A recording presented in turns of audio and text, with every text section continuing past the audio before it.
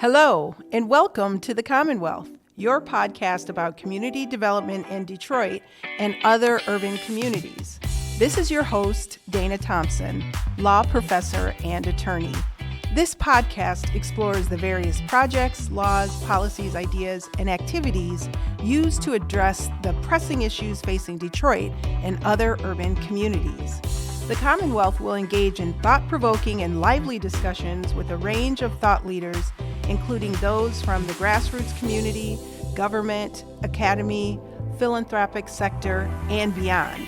We will examine the projects, laws, policies, and activities used to develop urban communities and whether these tools are able to create systemic change and economic justice in these communities.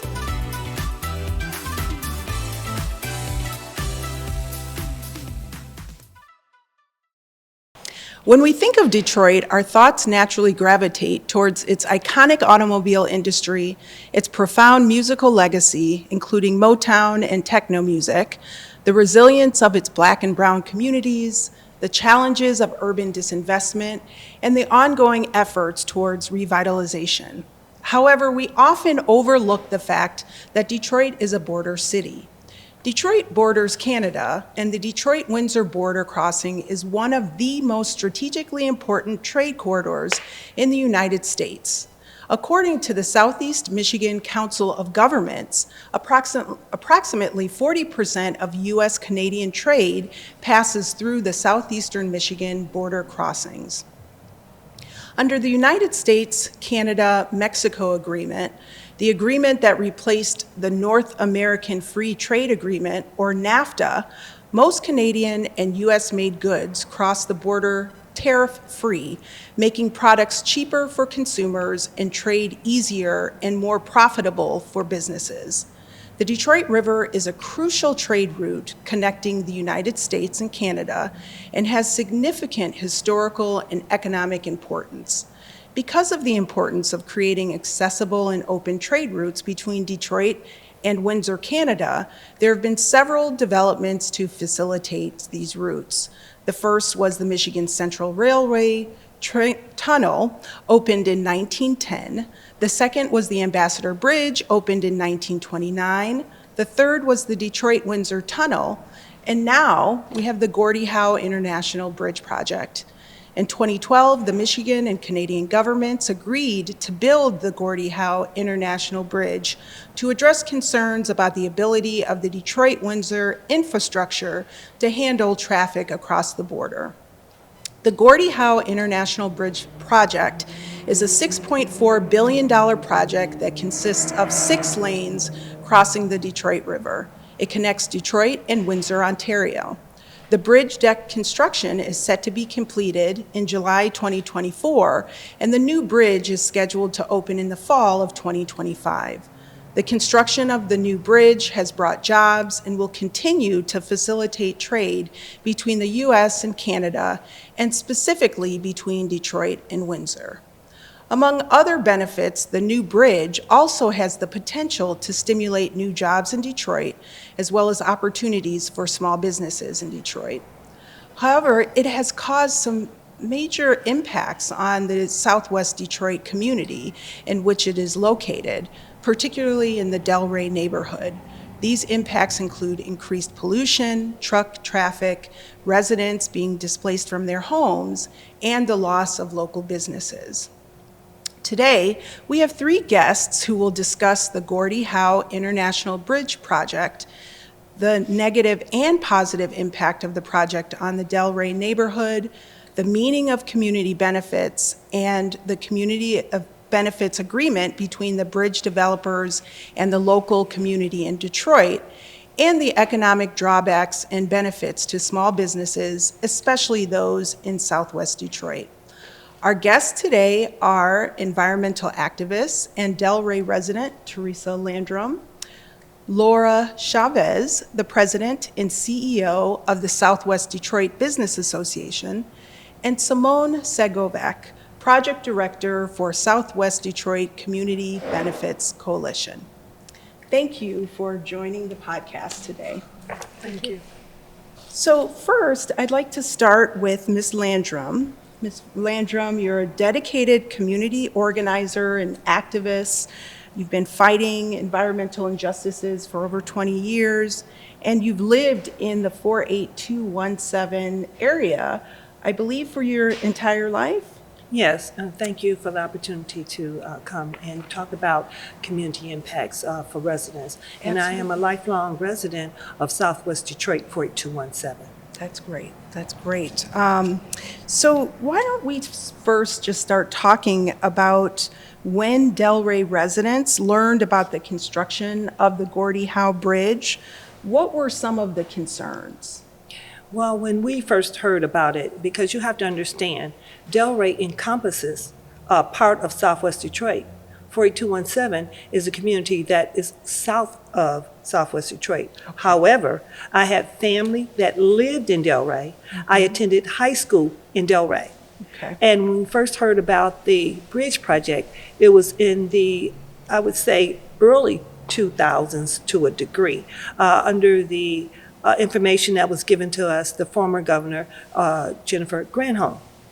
And we were asked to come to the Delray House, which is a community center that was under the Detroit Parks and Rec, and then it was turned over to People's Community. And they asked residents that lived, had family, to come in and to listen to what this project would entail. We were told that it would encompass a 12,000-foot plaza, if I'm not mistaken, and we were concerned about it being close to the high school that I graduated from, Southwestern High School. And we were concerned about truck traffic. We were concerned about the impact on people that lived in Delray. What would it bring to us? We knew more truck traffic. We knew dust from the truck traffic. We knew it would bring other things that we felt would be harmful. And the negative impact was the pollution. Wow. Can you talk a little bit more about the pollution that was created as a result of this construction? Okay, we know that Detroit is called the Motor City. We're considered the city that put the world on wheels. And so in the area of Delray, we had many, many factories that were subsidiaries to the automotive industry. We had Turnstead, we had Fleetwood Cadillac, we had Cadillac itself. And then we had other smaller companies that supplied automotive parts. And then we also had the glue factory, the linen factory, the cement factories. We knew that in the building of this bridge, there would be more aggregates that would come in the form of piles of dust being all around the community. And there's a high level of particulate matter, which is PM 2.5, PM 125, and those things are things that can be inhaled. And we already had a challenge with the air being poor. The area of Delray and Southwest Detroit in 48217 has a history and a legacy of poor air quality. The smells from the wastewater treatment plant, which was under the Detroit Water and Sewage Department. And so we were concerned about the chemicals, we were concerned about the construction, the truck traffic, and the increase of particulate matter, which can be attributed to triggering asthma. And we have a high rate of asthma in Delray and in Detroit. Right now, Detroit is known to have the highest hospitalizations of asthma in the nation. Wow. Our children are being born with asthma. Our senior adults are now in their mature ages, they are now getting asthma. And we feel that is part of the impact from the truck traffic, from the dust that will come from the construction of the Gordie Howe Bridge. And then Ms. Sagovac will tell you more about the truck impact, because we also did a truck traffic study of all the communities that would be impacted by the bridge and in the vicinity of the bridge. Okay. So when the project was initially proposed to the residents, were there any discussions about the benefits? No. And that's where, before Simone came in, it was a group of, we call core residents. Dr. Dolores Leonard, she's a pillar in the community of Southwest Detroit that has often spoke out about poor air quality. And we had a senior organizer, Rhonda Anderson, from the Sierra Club. We also had communications with the University of Michigan, and if I'm not mistaken, the university, I think it was Wayne State, and also I think Michigan State University. We also sat down with the but the Federal Highway Administration to talk about what does it mean for a bridge to come into a community that was really heavily populated, right? But we know that over the years, because of the downturn of the auto industry, people were leaving, people were dying out due to various illnesses. What would it be in it for community? And we were told, we're in the business of building bridges and roads, not single-family homes, not senior housing. So we knew then that it was going to have a serious impact on the population of Delray. Not only the population of Delray, but the population of neighboring 48217. Because before you get to Delray, you have to come to 48217, where the first part of the city coming north on I-75, and then we're the last part of the city leaving south on I-75, because we have bordering Lincoln Park, Melvindale, River Rouge, and Ecorse.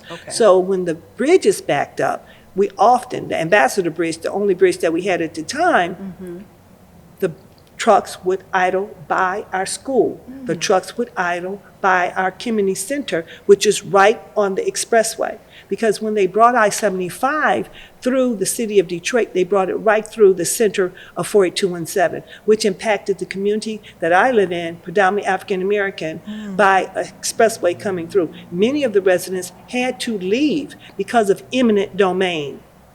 And so a lot of my classmates, at the time the school was Boynton, had to leave. They said, we had to leave. And we said, why? We were kindergartners, first graders. We didn't understand in the 50s and 60s what that meant. And they would the teacher tried to explain this to us, that the government had the right to make the decision where you lived at when it called progress.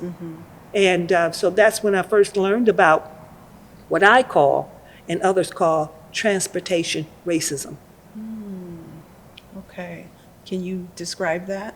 Well, it's historically, and data shows, and that many of the roadways were formed and they were planned to come through low-income, predominantly African-American, Black communities, people of color, to have the least impact on the white communities that surrounded them. And we're a borderline community for 48217, because I mentioned we have other cities that are right around us. Okay. And it sounds like continuing to, with this project? The history, even with Black Bottom. Black Bottom was taken up so 375 could go through and curve to Detroit. So now we see this impact again. And we came out in force and we objected to the bridge. We were really against the bridge, and we appealed to Jennifer Granholm, the governor at the time, not to harm our community. We had been harmed by I-75. We had been harmed because when my parents came up here in the 30s and 40s, they were redlined, forced to live in areas like Ecorse and Southwest Detroit, and we were not able to purchase homes in Greater Detroit. And we are separated from Greater Detroit by 3 bascule bridges. The Rouge Bridge that goes up and down, that connects and is at the mouth of the Rouge River, and then also 4th Street and Oakwood that connects our section of 48217 to the city of Detroit. Then we have the Miller-Dix Bridge, which is over by the former Ford Rouge Steel Mill, which is now currently Cleveland Cliffs. So in order for us to get to Greater Detroit, we had to go over bascule bridges when I was a child and even in high school. So this connectivity, it was meant to connect all the way from Florida, all the way up to Sault Ste. Marie. But who did it impact? It impacted Black, low-income, people of color communities. And it's historic across America. Right, absolutely. So I'm going to shift to Ms. Sagovac, and I'd like you to address community benefits. And, we've heard about the negative impacts of the project, concerns of the community with the impacts of the project. So can you talk about your role and what community benefits are? Sure. Back during when the environmental study had to be performed on the bridge and the draft came out, that was when people recognized the extent of what wasn't going to be remedied by the project, that there was going to be a lot of impacts. Trucking was the main impact. And so that's when the community got together and decided we should do something. Community benefits agreements are really just contracts between two parties or any parties to deliver something that isn't guaranteed otherwise. So not guaranteed in the project, no laws were going to provide for it. So we decided to create and form the Community Benefits Coalition and fight for community benefits. And it was a whole process, years and years of organizing, kind of the whole make the road by walking, trying to discover, because there was no roadmap. There wasn't, this is what you do, this is how you get it, and had no idea we would land in Lansing, speaking to House and Senate committees, residents, over 60 residents went many times to Lansing, fighting for benefits when the legislation would pass. Well, the legislation didn't pass with community benefits. It took a while longer. Then Governor Snyder got in, and much to our surprise, there was a shift in that administration and wanting to actually include community benefits. So eventually it happened through thousands of postcards and phone call-in days, and like I said, the traveling to Lansing and hosting dinners and different ways that people were speaking out on it, showing up, working at the city council, using public comment time. So there's a lot that goes into just saying that these benefits happened. And so it was initially in 2014 when the community benefits, when the vacant land was needed for the project. That was the first time we went to city council and said, with the sale of this land, there should be community benefits for the money in exchange. And at that point, it was the initial $750,000 that went to take care of, the community asked for. We had a lot of vacant homes, burned, charred, open basements that children were walking past in order to go to the recreation center. So with that funding, that was when Mayor Duggan was newly in office, and he wanted to do something about blight. So we said, perfect, let's deal with the blight in Delray, dedicate that money toward community benefits. And so that's what happened. Council dedicated half of what was $1.4 million offer. So that ended up taking out 65 vacant homes, filling the basements, trimming up the trees, and set a precedent for what we knew that we wanted, which was to connect any revenues coming for the project with benefits. So we had to do a lot of different community studies. The truck counts were multiple times, but we did truck counts, we did air monitoring, we did a door-to-door health survey. Now, since we've also done noise studies and more studying, but back then we did that. We partnered with the University of Michigan School of Public Health. Faculty actually came with us to Lansing to give comments about the impacts of air pollution on health in the community and how much worse it would be. And then we brought together the Michigan Department of Health and Human Services with the City of Detroit Health Department and talked about what was really going to happen. Because, again, by law, what's happening, all these trucks coming, it doesn't violate what the Clean Air Act provides. Okay. If you look at our air monitors and what the air monitors say. But when you take an area, the environmental study for this project said that truck traffic will more than double, but air quality will improve. And we knew that that doesn't make sense to anybody. Absolutely right? not. And when you have all these trucks, so the 10,000 trucks that are crossing our current border crossing, we would have at least double that, and now landing in an area where we don't have a border crossing. So it's a much bigger change in impact. The infrastructure for the customs crossing is 165 plus acres of land. And then you're going to have all these trucks that are going to be lining up, and it straddles too. We talk about Delray because that's where the customs area is being built, but you've got new ramps on the freeway, and directly on the other side along the service drive, you have the most populated area of the city of Detroit with the most children and the most children under 5. And so this is an area that's going to be hit hardest because that's where the trucks line up, as well as in the 4217 community where Theresa spoke about. Okay. So it was really important that we pursue greater protection. So come 2017, when the rest of the city's property was needed for the project, we worked at that time then with the city administration, with the governor's office, and we were able to win over, at that time, $45 million in community benefits. And so over 30 million went to two programs. One is for, it's already completed, and that was to provide homes along I-75. 175 homes got windows and air filtration and insulation in their homes to mitigate the noise and the air pollution. And then there was an optional home swap program. So residents who were left by the project, which we called stranded around the project. So across Delray and also right along I-75, they had the option to swap their house for another house in the city, a fully renovated land bank house.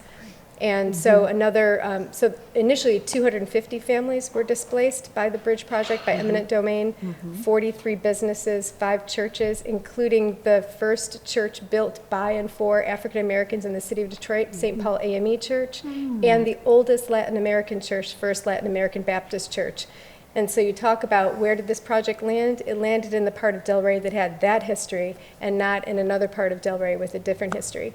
So there's that, that happened. Right. But these benefits programs were unprecedented at the time, and now other programs, and after that we were able to get an additional program for another 10 million Canadian funds that was directly through the contract with the bridge developer that was eventually hired.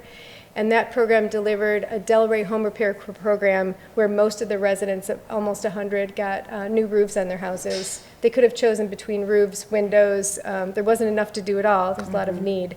And then there was a whole array of grant making, small grant making, that many community organizations in Southwest Detroit have benefited from. And there were other funds allocated to do things like provided some vehicles for some of the Southwest Detroit organizations to provide transportation for seniors, transportation for Clark Park youth, and others. And just a lot of these small grants programs have provided food to food banks in Southwest. And so there's just different kinds of investment.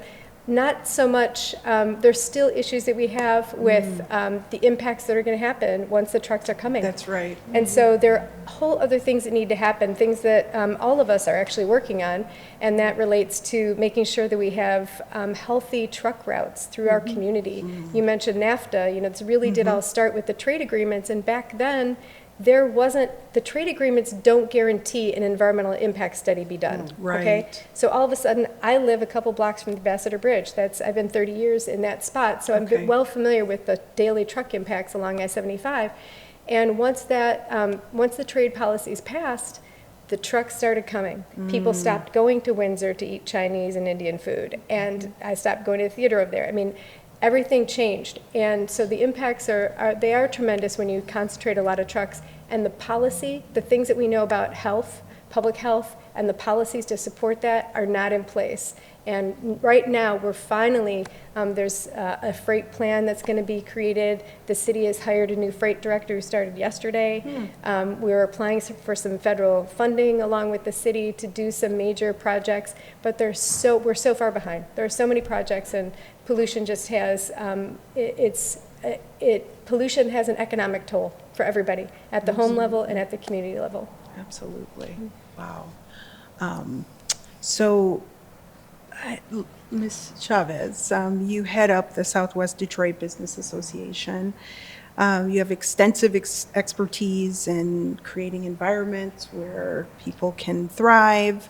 And the organization provides really important resources for small businesses and educational programs.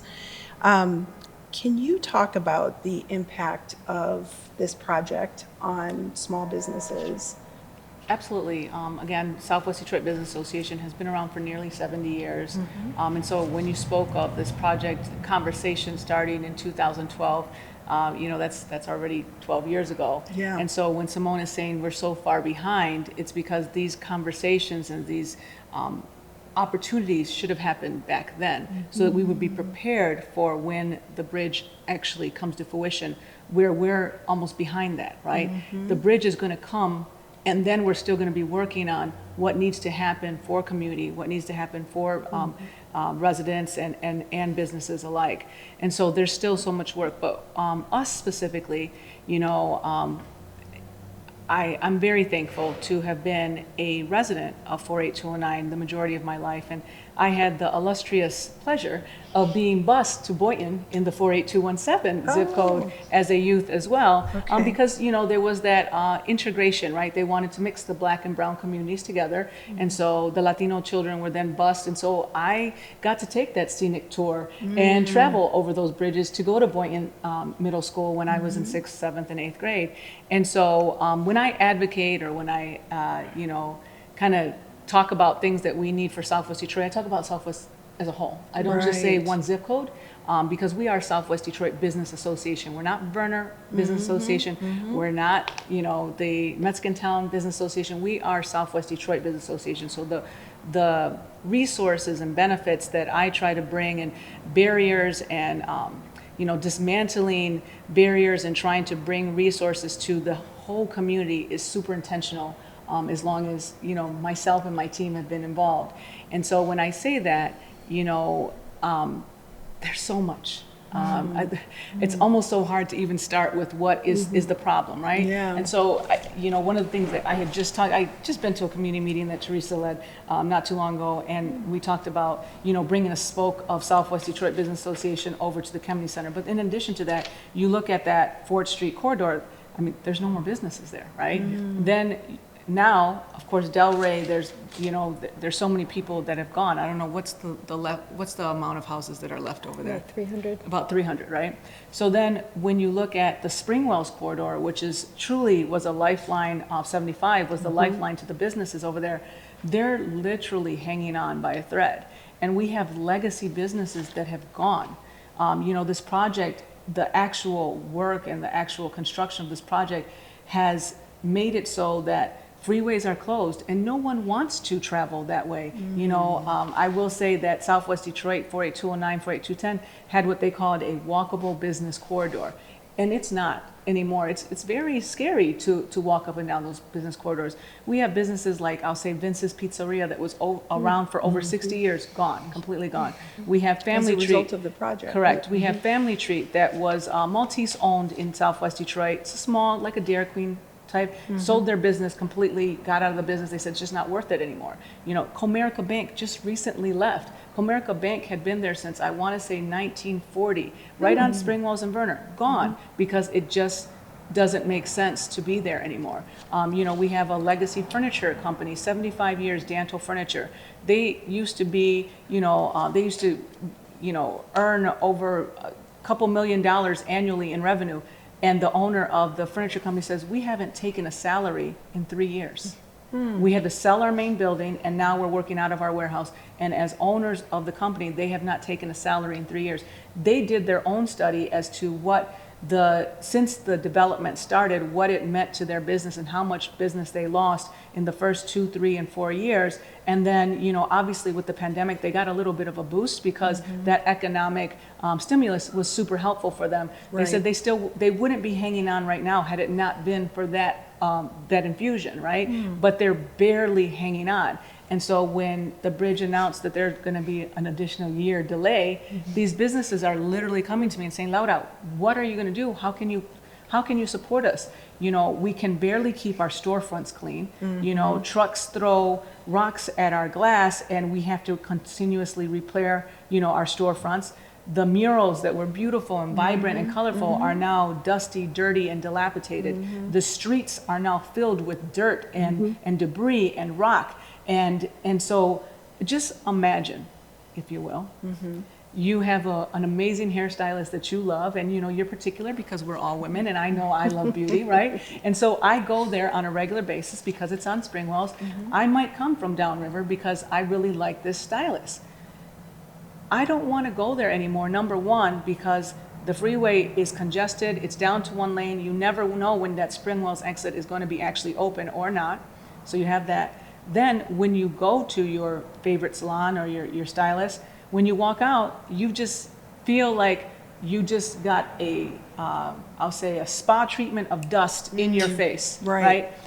Is that the experience that you just paid for you to go and get your hair done, get your nails done, you know? And I know it sounds very vain, but this is the businesses on that corridor. Do I want to go to a food truck where dust and particulates are going to constantly be in my tacos or my hamburger? Is that what I want? Am I going to want to open a storefront and go into the grocery store and have to come out and be hit with all of this? And so these stores definitely are struggling. The storefronts, the retail shops, the family-owned mom and pop businesses that we have, and we do pride ourselves on the fact that we did not leave the city of Detroit when population was leaving. Right. Southwest Detroit stayed, and I'll speak specifically to that Springwells and Verner corridor in particular. We have always had what they called a vibrant, robust business corridor, and when everywhere else in the city of Detroit there were no businesses, these mom and pop shops made it happen. They didn't leave. They lived in the community. They worked in the community. Their family worked in the community. We have legacy businesses that have been here for generations and then ended up starting a new business because this is the community that they wanted to continue to do work in. Right. Now, our population did not ever decrease. Our businesses continued to increase. We didn't have resources from, obviously the city went through bankruptcy, so there were no real resources to give to those businesses to sustain. But I say it because the grit and resilience of that community. That's right. And now here we are in this development, 7 years into this development, hanging on by a shoestring, and all the things around us are booming. They're beautiful. They're vibrant. They're, we have all this business over here and all these lovely murals over here. But where we started and where we are right now, it's very concerning. It's very concerning as the president and CEO of Southwest Detroit Business Association. And it's not, when we take the approach of business, it's not just businesses. These business owners live in this community. right. So it's our residents, it's our young children. And as Simone and Theresa spoke to, when you think of that 75, there is Earhart Middle School, Mayberry Elementary School, Western High School. There are the first ones that get all of that dust, all of that dirt, all of the idle trucks. It's coming right up to those schools. And so when we think about the residents, when we think about the young children, when we think about just the street crossing, just you have these trucks zooming through, and it's not, there's a lot to it, right? And so when we just recently took a tour with the United States Department of Transportation, I think EPA was there, Health and Human Services, and the Michigan departments of this as well. And it was, you couldn't have created a more perfect, and I'm going to use the word storm. We took a tour on a tour bus, and we took them through what I'm referring to as an industrial corridor, right? But the residents are so closely, surrounding that. And it was funny but not funny, but the person who was representing the United States Department of Transportation said, "Oh my God, is that our project?" That's her words, exactly. Wow. And when I say a perfect storm, if Hollywood had created a perfect particulate windstorm as we drove by the MDOT, development, Right. it couldn't have been more beautiful in the worst way. Right. And so she said, they were asking for masks, they were asking for all kinds of stuff. I said, no, we don't have masks because these residents, they live with us 24/7. And we're now in year 7, almost year 8 of this, They can't even walk out of their house without getting hit with dirt. And she said, well, this is low-hanging fruit. We could cover this. So you could have covered it 7 years ago. There's still Okay. at least a year and a half left of this, right, to go. Right. Right. And today, Simone, are those piles covered? No. No. So And this was her words, not mine. This is low-hanging fruit. Right. We could cover this. And so, and she was appalled. I'll say, she showed complete disdain for what she was seeing, right? And she couldn't believe it. But at the same time, you're telling us while you're in this, while you're driving through this, how you feel. But then where's the action behind it? And Right. that's the part that I think all of us are asking for. Help us. Help us keep our community alive. Help us keep our community healthy. And this is just a basic quality of living. It's not, Absolutely. we're not asking for you to rain down millions on us. We're just asking you to give us clean living. I don't think anyone wakes up in the morning and says, I can't wait to get hit with a pile of dust in my face as soon as I walk out the door, you know? Or I can't wait to have to take my son or daughter so that they can get a nebulizer because they can't breathe, you know? I mean, these teachers literally have nebulizers in their classroom because so many children have to have breathing treatments, you know? This is a regular in our community. And so when we talk about Black and brown, and specifically I'll say, you know, we are known to be a welcoming community, an immigrant-based community, and so a lot of times there are voices at the table, but it's as if our voices don't get heard. How right? do you, so when Simone was talking about, you know, that all of the activity that the community has been engaged in to make sure that there were some benefits that accrued to the community, and you were able to get $45 million of community benefits. So how are you going to fight to get more? That's it? So we're now at the stage of fighting for policy change. Okay. Because we have to have, for example, we just fought and won a new dust ordinance in the city of Detroit. Okay. Now we have to make sure it gets enforced and that the budgeting is there for it. We're trying to make sure that there's budgeting for police ticketing of violating truck drivers, for example. We want to work with the trucking industry and help to change the culture of the companies to respect more. If they would just even abide by the laws and the signs that are up right now, and they don't. If that just happened, it would alleviate some people's grief. Trucks driving in the middle of the night when they're not supposed to, it's clearly posted. Right. Also, I mean, there's a buffering ordinance coming down the pike this summer or fall in the city of Detroit. We are fighting for a truck routes ordinance. We're working together as Southwest organizations. We have a table of organizations in Southwest and a table at the city level, all meeting to deal with the truck traffic issues. The Southeast Michigan Council of Governments is now working on a freight plan for the first time. The city of Detroit, I mentioned, they just hired a freight director. So a lot of the work that we're doing, the coming together, is having some traction, but things take a long time. Things are very expensive. I'll give you an example. When we did the windows and air filtration along I-75 in the program that's already been completed, it was roughly $34,000 per home. That same work today, post-COVID or since COVID, is now $56,000 estimated per house. So you can see even $45 million, the millions of dollars, doesn't go that far. We have thousands of households affected, so we have to look upstream to stop these problems, to make sure that the companies aren't emitting the dust. The city has a good standard in this dust ordinance. It's calling for zero opacity off-site of the project. Okay. So we want, paving of yards if possible, where possible. And we're also looking at the state. The state is the one that enforces the Clean Air Act. Our air permits are things that the city right now isn't engaged enough in. It's not like it's on the residents, to appear at these and fight for ourselves. And we think this is, pollution is really an all hands on deck problem. Right. Our public health is, where we want the health and all policies kind of approach, and we deserve it, like other communities do. It's possible too. We can make a lot of improvements. It's just that the work has been, shouldered and been, it's been our work, the community's work. And so we are at the point, like we said, this meeting that just happened with the U.S. Department of Transportation is kind of a culmination of work that's been happening. So not culmination, but a new start, a new phase of work where we've got federal partners. Hopefully the state will engage. For example, truck weight limits are regulated at the state level. People keep asking, can't we have cameras to stop these truck drivers? Well, no, camera, ticketing is something regulated at the state level. So that's where the law would have to get changed for that. But we know that we've got all kinds of surveillance all over the place now for different reasons, and this could be really beneficial.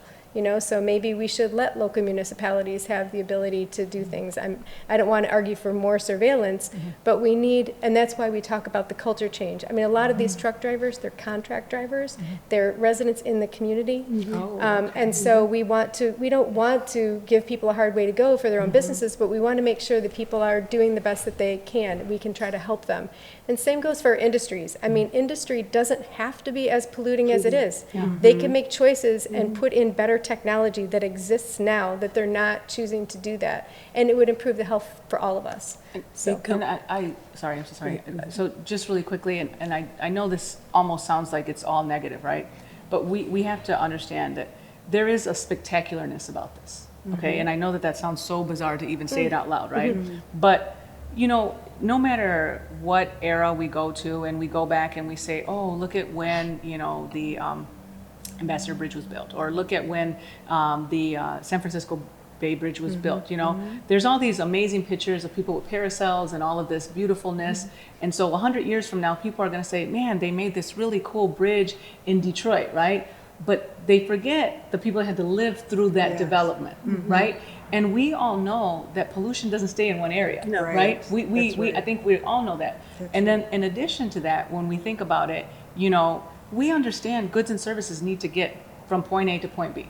So we're not disputing that. And the reality is, if this was truly something that was needed for us to really, you know, save and make it be more economical for goods and services to pass, okay? But the reality is how can we do it where we're not putting the cost of life behind the cost that you're saving to get from point A to point B? And that was a question that I posed during a meeting that we had a few months back, is where are we calculating the life expectancy rate in Southwest Detroit that is dwindling and dwindling and dwindling? Where are we calculating all of these children that are now having health risks? Where is that calculation when you're calculating what your bottom line is? Because you've taken the human aspect out of it. We're no longer a part of that calculation, but we're a community that's thriving and been here. My great-grandfather came here in 1918. My great-grandfather actually helped build the Ambassador Bridge. He helped rebuild the Belle Isle Bridge. So when people say, oh, Latinos just got here, no, we've been here. We've been here a long time, you know?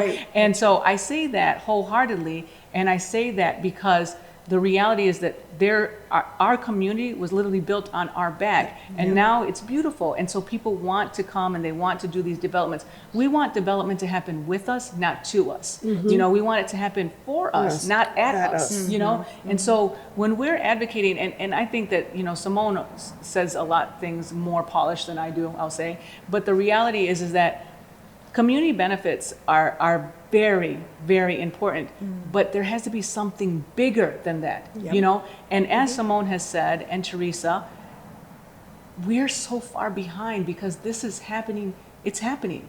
And what are we gonna do when community benefits are over? So what happens then? We still are going to have these trucks coming through. We're still going to have this pollution. We're still going to have all these businesses struggling. We're still going to have all these residents that are sick. We're still going to have the life expectancy. So how do we continue to protect our community after community benefits are done? You know, and so as, you know, I call myself an advocate, you know, and I try to bring solutions to the table, and I try to be pragmatic with my discussions, but as someone that I truly love Southwest Detroit, you know, I truly love it. Whether it's the 48217, the 48209, 48210, I love Southwest Detroit. And I know what it has meant to me. I am the daughter that Southwest Detroit raised. And so when I'm out there and I'm saying, this is my family, this is my life, this is my children, this is my, you know, my friends, this is who I'm speaking on behalf of. It's not just Laura Chavez, you know, and we represent 1,400 businesses, Southwest Detroit Business Association. And so the voice that I carry is oftentimes a voice of immigrant-based businesses that have not had a voice at these tables. And so I'm very honored, I'm very thankful, but there's so much to be done. And so these conversations have to be had. I think that there is, you know, there is good parts that come out of this, you know, and there are things that are amazing, right? That weren't happening before. But the reality is we need so much more. Yeah. Ms. Landrum. Right. Simone brought up something very important. When we began our fight for the fugitive dust ordinance, it came out of the realization that when Marathon Petroleum Corporation was going to expand, do a $2.2 billion expansion, we asked, what was it in it for the community. And the challenge was nobody, as Laura mentioned, was including the residents that were being impacted. Right. Marathon Petroleum Oil Corporation is in Southwest Detroit 48217. So when we asked, what's going to happen to us when those trucks come from Marathon after they go from what they call refining sweet oil to what they called refining heavy oil. We called it oil and we called it dirty oil because they changed the way that they, and the method and what they were using. They went from getting oil and petroleum out of the ground that looked like maybe honey to going and getting petroleum from Alberta, Canada, coming through part of Line 5, tar sand.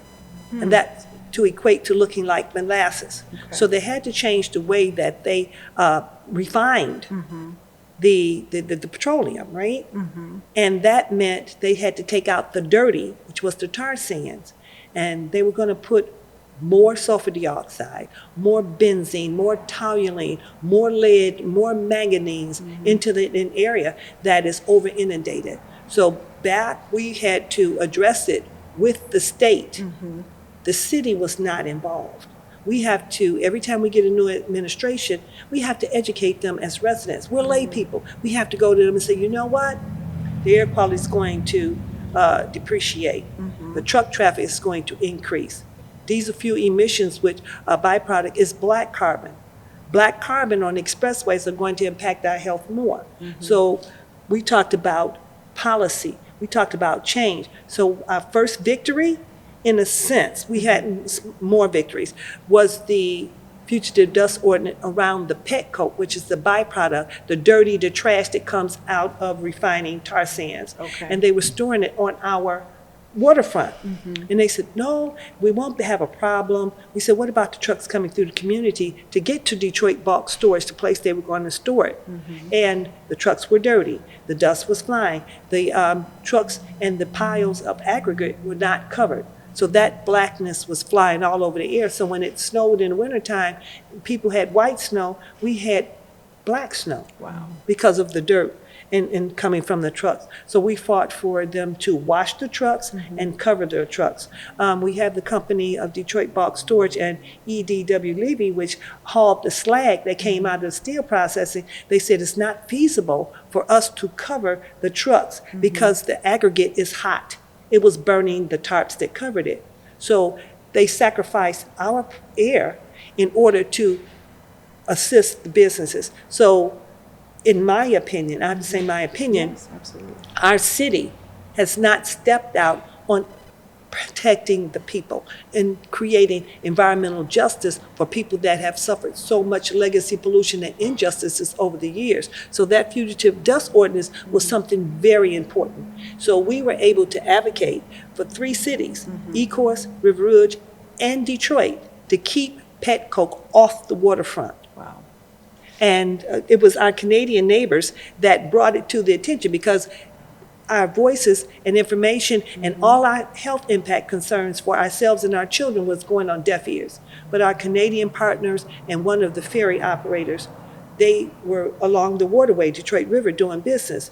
And they saw this huge black dust cloud coming from United States going to Canada. They filmed it, sent it back to us, and we got it to the city council, and that's how the fugitive or dust ordinance happened. We were out there beating pots and pans and screaming on the railroad tracks about our health because there's no buffers. We have public housing that was right where they were putting the piles.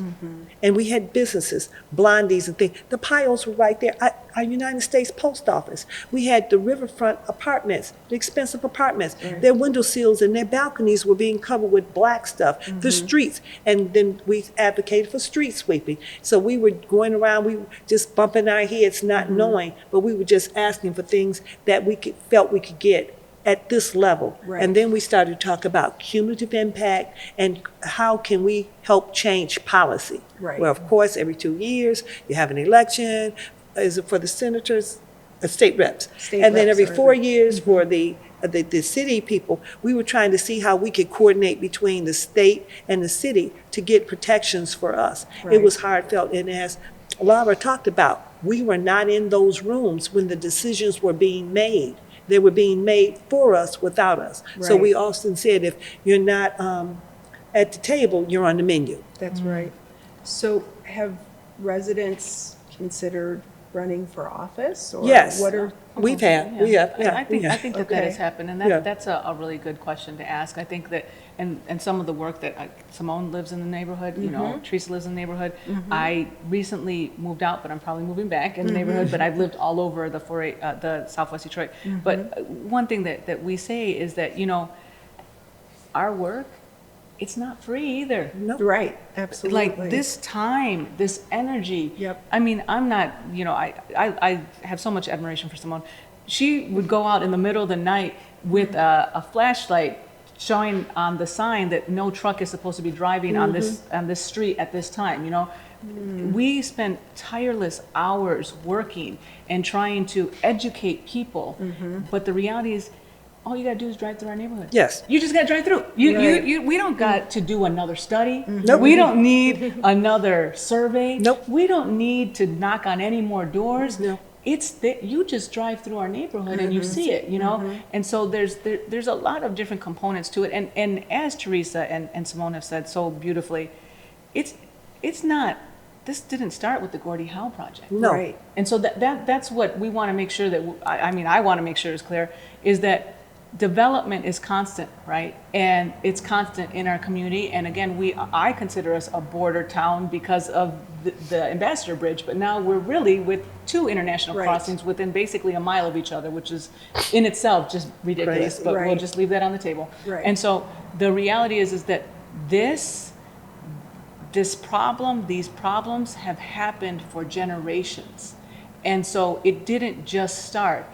The good thing is that, you know, people like Simone, Theresa, myself, and legacy leaders that have been fighting the good fight for a very long time, at least we're making movement, but there needs to be so much more movement that was made prior to this. And so as we, you know, it's just so amazing to me how technology moves so fast, but laws don't, right? You know, right? Technology, you know, Yes. the internet, all this cool stuff happens really, really quickly. But when it comes to actual laws, it takes forever and so much work and so much explanation. And it almost has to be, and this is going to sound so horrible, but it almost has to be someone who makes the laws has to be directly impacted. Yes. Is that wrong to say? That- It's yeah. almost Absolutely. like someone who actually is there, that is a, you know, decision maker, they have to be the impacted party for them to say, Maybe, wow, maybe now change this makes sense to me. it. But this has been decades, you Right, know? right. And so Yeah. it's not, you know, I don't say that, you know, there's, what has been good about this Gordie Howe project is community benefits, right? And that there has been stuff that has More- actually, more you know, than that. you know, that has helped a lot of the communities, you know? And honestly, I think that they have tried to do some good things, you know, and try to be a better partner with development, you know? And so I don't want it to seem like it's a us versus them, but it is definitely a David and Goliath fight that we have been in for decades. And this is just one of the newer projects that is affecting and impacting our community. And our resilience and grit, determination, and, you know, hard work and warrior mentality is what's going to continue us to do this fight for our neighborhoods. Right, and lifting the voice. Laura brought up something very important. I've been in this 30 years. And as she said, it didn't start with the Gordie Howe Bridge. Right. We had the marathon expansion, 2.2 billion. We had the building of the Oakwood Pumping Station CSO to capture the overflow. Because in our area, that was under the Kilpatrick administration. Well, then we've had the Detroit Salt Company. We had 2 salt companies. We had the Morton Salt, which was the table salt. Then we had the Detroit Salt Company, which excavated the road salt, the salt is being sold in Michigan. Well, they were blasting underneath our homes, causing sinkholes, causing our pavement, I had a new driveway laid. Okay. Within 6 months, it was cracked. And then the foundation of our houses shifting, we had to go to city council and advocate and tell them there's a problem. And then what the victory came is that city council, we told them, rescind their contract. But they had a negotiation, and they changed the spaces where they, instead of blasting under the city streets and people's homes, they changed the direction, right? And the Yep. way they excavated salt. They used to use the same mixture of chemicals that Timothy McVeigh used to blow up the federal motor building in Oklahoma Wow. City, right? Well, they went from that to liquefaction where they could get the pillars off the shafts, Okay. right? So our voices are very important because we are the experts. We live it every day. And we have to tell them what's happening. As Laura said, if they're not living it, it's not, out of sight, out of mind. And we had a Professor Nick Schreck, University of Law Clinic, right? He taught us pollution 101. Okay. And he said, when they look at a plan to come and open up an industry or expand their operation, they actually weigh how many casualties of life will be lost. Wow. And we were like, what? So they know it's an impact. Right. But what we're Absolutely. fighting for is that our unborn children are being impacted. They're being born with asthma because of pollution, because of things that are impacting them. And what we asked for during the Gordie Howe Bridge, we asked the biggest question that nobody talked about. How are they going to mitigate the legacy pollution that was left there from the previous factories? They had no answer. So when they began to build the Gordie Howe Bridge, all that dust and pollution is flying around. And as Laura said, when they did that tour, the perfect storm came up for them Right. to actually see what we see every day. Yeah. When I was growing up, we were used to the brown air. We were used to the foul odor. We were used to the black air. We were used to it because we did not know it was not normal Right. until people moved away or we left to go back down south and we had cleaner air. We could breathe better, right? Yeah. So we had a young African-American asthma educator. Her name was Elizabeth Milton. We brought her to one of the local churches because the churches are our hubs. And as Laura and Simone told you, we lost churches, historical churches. We lost historical buildings Right. in this process. So where's the protection for the people that are taxpayers, that are productive, constructive citizens? What is it? Are we the sacrifice? And we call this, impacted community sacrifice zones. Right. And as Laura said, years ago, I coined and trademarked pollution has no boundaries. And then people began to pick it up. And Vincent Martin, he came in and he said, we have the right to breathe. Then they picked that up and they used that as a mantra because our children, we are impacted, you know what I Right. mean, with the high rates of cancer, with the high rates of upper respiratory diseases. And we are now asking for health impact assessments when large projects like that happen. Right. We're fighting for that on the state level. Yep. Well, yet to come to the table, in my opinion, is the city council. We have not seen the city council or our mayor step out on that because it's a Yeah. negative. But like Laura said, we're on the door knocking, asking them to come in, let us in because we want to talk about how we can work together. Right. And it's so important for you all to be there, and it's so important you've laid such important groundwork, and it's terrible that the community has to do that, and that, the developers, the elected officials are not doing that, are not protecting the community members, but there's precedent with the community benefits program. And they understand that the community has a voice. It's just, unfortunately, you still have to be vigilant and continue to fight this important fight. know. So, I mean, the same day that we had that tour, obviously the fugitive dust ordinance it passed through city council, so there, I think that, again, having city council that understands what's happening, they come to our meetings a lot of time. You just had Mary Waters at your meeting. Gabriella does come to a lot of meetings, and she holds a lot of meetings over by Patton Park. And I think that sometimes it is that education piece, right? And so that they can understand and invite them into the community, not just stay at their office downtown, but come see what's happening. Yeah. And I think that piece is important. I say we need that relationship. We have to have a good working relationship. Absolutely. We have to respect each other. We have to make sure that we're having conversations with each other.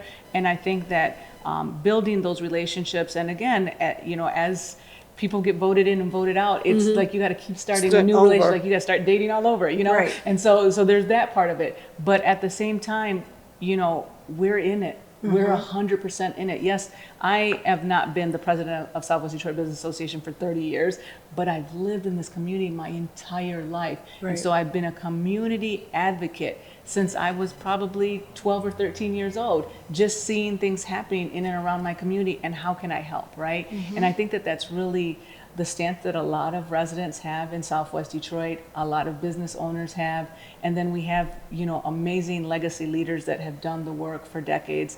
And so I am just someone that's trying to pick up those pieces and continue to carry that torch on, but there is so much work to be done. Absolutely.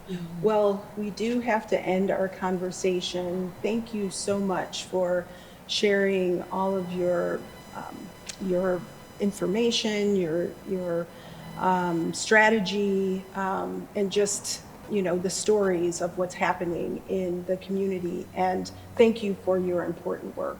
It's really, really appreciated, and I hope you continue to fight on. Thank you. Thank you. This has been the Commonwealth Podcast. The Commonwealth is a production of the University of Michigan Detroit Center and the University of Michigan Law School's Community Enterprise Clinic. The Commonwealth is hosted and executive produced by me, Dana Thompson. It is executive produced by Theodis Ship III, with production support from Tiffany Chang and Akita Kotian.